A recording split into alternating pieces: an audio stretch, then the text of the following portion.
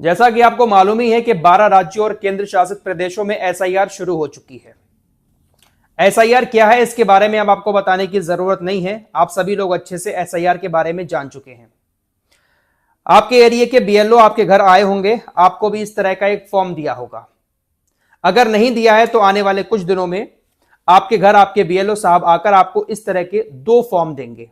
एक व्यक्ति को 2 फॉर्म दिए जाएंगे और दोनों फॉर्म एक जैसे हैं और एक ही तरीके से दोनों फॉर्म को भरना है।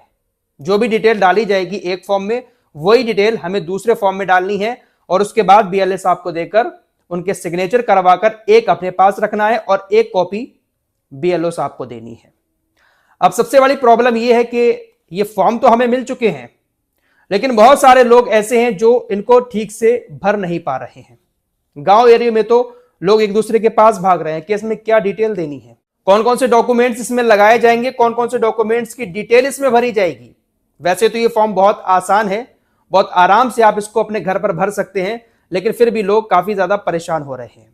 तो आइए मैं आपको बहुत आसान तरीके से इस फॉर्म को भरना बताता हूं, कैसे भरा जाएगा।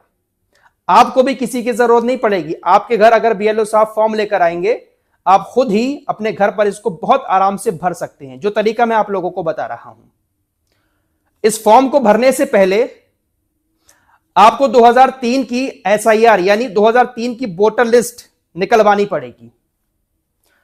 वोटर लिस्ट का जो पहला पेज होगा जिसमें सारी डिटेल दी होगी, आपकी विधानसभा क्या है, आपका जिला क्या है, तो वो पेज आपको निकलवाना है और आपका नाम जिस पेज नंबर पर है वोटर लिस्ट में, वो पेज आपको जरूर निकलवाना है। वो कैसा होगा मैं आपको अभी आगे दिखा रहा हूं। और ये 2003 की वोटर लिस्ट आपको कहां से मिलेगी? आपके बीएलओ साहब जो आएंगे उनके पास ही होगी। पहली चीज, आप उनसे लेकर फटाक से उसकी फोटोकॉपी करवा लें। अगर बीएलओ साहब के पास नहीं है और बीएलओ साहब आपको नहीं दे रहे हैं, तो एक लिंक मैं डाल रहा हूं डिस्क्रिप्शन में और कमेंट बॉक्स में। पहला कमेंट है, उसमें एक लिंक होगा, उस लिंक पर आप क्लिक करके पहले आप अपने डिस्ट्रिक्ट का नाम डालें, उसके बाद आपका जो विधानसभा है उसका नाम डालें। सर्च करेंगे, पूरी लिस्ट आपके सामने आ जाएगी। आपका जो गांव है, आपका जो एरिया है, उसका नाम भी आपको देखने को मिल जाएगा। डाउनलोड के ऑप्शन पर क्लिक करके कैप्चा डाल के डाउनलोड आप वोटर लिस्ट को 2003 की कर सकते हैं। हालांकि ये जो लिंक मैं डाल रहा हूं ये सिर्फ उत्तर प्रदेश के लोगों के लिए है। बाकी लोग अगर डाउनलोड करना चाहते हैं तो इलेक्शन कमीशन की वेबसाइट पर जाकर 2003 की वोटर लिस्ट एसआईआर डाउनलोड कर सकते हैं। उसकी कॉपी निकलवाकर आप अपने पास रखें, उसके बाद ही इस फॉर्म को भरें। एक और जरूरी बात, फॉर्म भरने से पहले आप अपने इस फॉर्म की फोटोकॉपी जरूर करवा लें, क्योंकि अगर यह फॉर्म भरते टाइम गलत हो गया तो आपको दोबारा दूसरा फॉर्म नहीं मिलेगा। क्योंकि ये जो फॉर्म आ रहा है ये हमारे फोटो के साथ आ रहा है। जो हमारा फोटो पुराना वाला वोटर लिस्ट में था उसी फोटो के साथ और हमारे नाम के साथ आ रहा है। अगर यह गलत हो जाता है तो दूसरा फॉर्म आपको नहीं मिल पाएगा। इसलिए इसको भरने से पहले कम से कम 2 फोटोकॉपी जरूर निकलवाकर एक्स्ट्रा रख लें। अगर एक गलत हो जाता है फॉर्म तो हम दूसरे फॉर्म को ठीक से भर सकें। आइए अब मैं आपको इसको भरना सिखाता हूं। भरना कैसे है, कुछ इस तरीके का फॉर्म देखने को मिलेगा। आपकी फोटो जो पुरानी वाली वोटर लिस्ट में थी वो यहां पर देखने को मिलेगी। आपको यहां पर अपनी नई फोटो लगानी है, जो आपने अब खिंचवाई होगी पासपोर्ट साइज फोटो, वो यहां पर लगानी है। आपका नाम और आपकी विधानसभा, आपके क्षेत्र का नाम पहले से ही यहां पर प्रिंट किया हुआ होगा। तो सबसे पहले आपको अपनी यहां पर डेट ऑफ बर्थ लिखनी है, जन्म तिथि। उसके बाद दूसरे ऑप्शन में आपको आधार संख्या लिखनी है। वैसे तो ये ऑप्शनल है, लिखेंगे तब भी सही है, नहीं लिखेंगे तब भी कोई बात नहीं है। तो आप यहां पर अपने आधार नंबर जरूर लिख दें।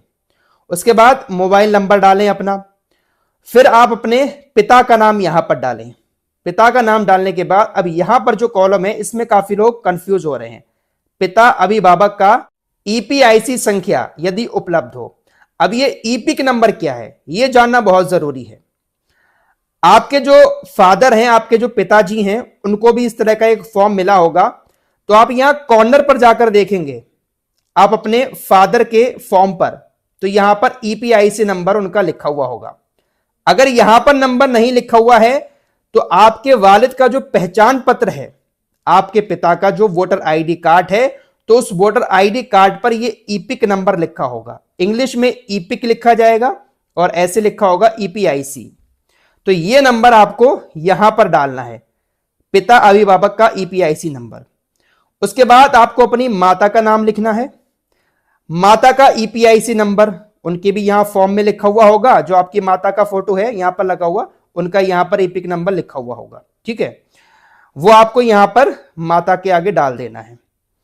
आपकी अगर शादी हो गई है, आपकी बीबी है, तो आप अपनी बीबी का नाम लिखें, या आपके शौहर हैं तो आप अपने शौहर का नाम यहां पर लिखें, हस्बैंड का नाम, और उसका भी ईपिक नंबर यानी ईपीआईसी नंबर जो पहचान पत्र में होगा या फॉर्म में होगा, वो नंबर आप यहां पर डाल दें।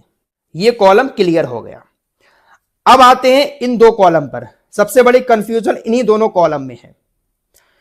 अगर आपका नाम 2003 की वोटर लिस्ट में है तो आपको ये वाला कॉलम भरना है, और अगर आपका नाम 2003 की वोटर लिस्ट में नहीं है तो फिर आपको ये वाला कॉलम भरना है। अब पहले बात कर लेते हैं उन लोगों की जिनका नाम 2003 की वोटर लिस्ट में है।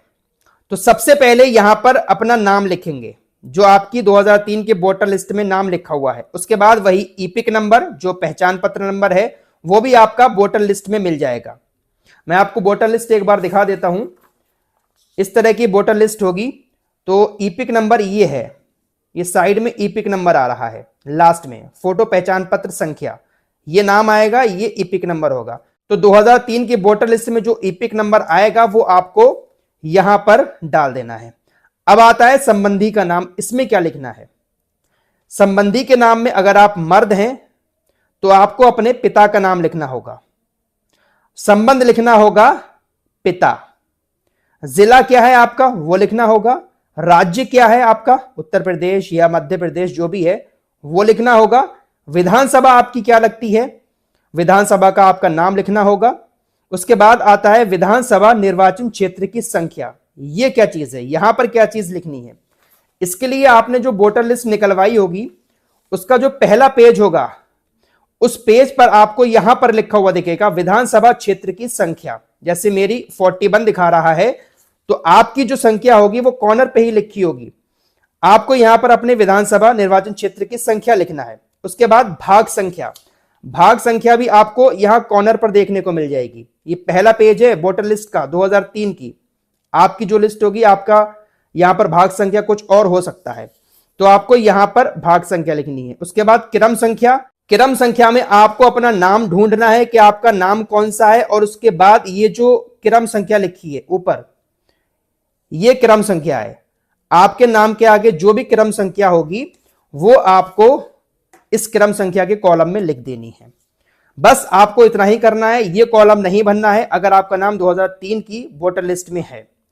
और अगर आपका नाम 2003 की वोटर लिस्ट में नहीं है तो फिर आपको ये कॉलम छोड़कर ये वाला कॉलम भरना होगा।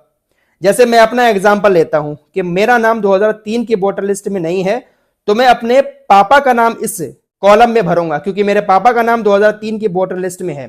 तो सबसे पहले मैं अपने पापा का नाम यहां पर लिखूंगा, उसके बाद उनका ईपिक नंबर लिखूंगा, उसके बाद संबंधी का नाम, यहां पर मैं अपने दादाजी का नाम लिखूंगा यानी पापा के पिताजी का नाम, और उसके बाद संबंध क्या आएगा, पिता, यानी दादाजी हमारे पापा के पिताजी हुए, तो संबंध में पिता आएगा। जिला लिखा जाएगा, राज्य का नाम लिखा जाएगा, और वही विधानसभा क्षेत्र का नाम। उसके बाद यही मैंने आपको अभी यहां बताया था जो निर्वाचन क्षेत्र की संख्या, भाग संख्या और ये क्रम संख्या। तो ये कॉलम भी ऐसे ही भरा जाएगा। तो सेम ऐसे ही दोनों कॉलम भरे जाएंगे। अगर आपका नाम 2003 में है तो ये वाला कॉलम भरें, और नहीं है तो अपने पापा की डिटेल इस कॉलम में भरें।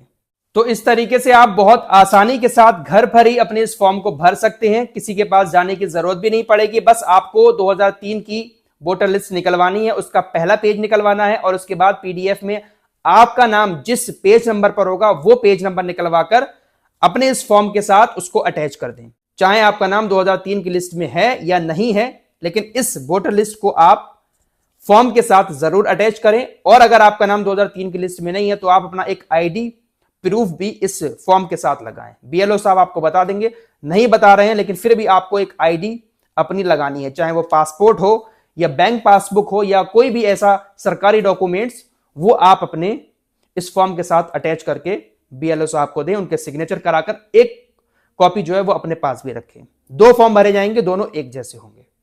तो बहुत आसान है, किसी के पास जाने की जरूरत नहीं है, और इसको भरना बहुत जरूरी है, इसको हल्के में ना लें, बहुत जरूरी है इसको भरना। अगर आप इसको नहीं भरेंगे तो हो सकता है कि आपका नाम वोटर लिस्ट में ना आए, हो सकता नहीं है आएगा ही नहीं, और अगर नाम नहीं आएगा तो शायद आपको अपनी नागरिकता साबित करने में भी दिक्कत आ सकती है। इसलिए इस फॉर्म को हल्के में ना लें, जरूर भरें। कोई भी और दिक्कत आती है तो आप लोग कमेंट बॉक्स में पूछ सकते हैं। इस वीडियो में इतना ही, कुछ और खबरों के साथ फिर हाजिर होऊंगा। अपना ख्याल रखिएगा। अल्लाह हाफिज।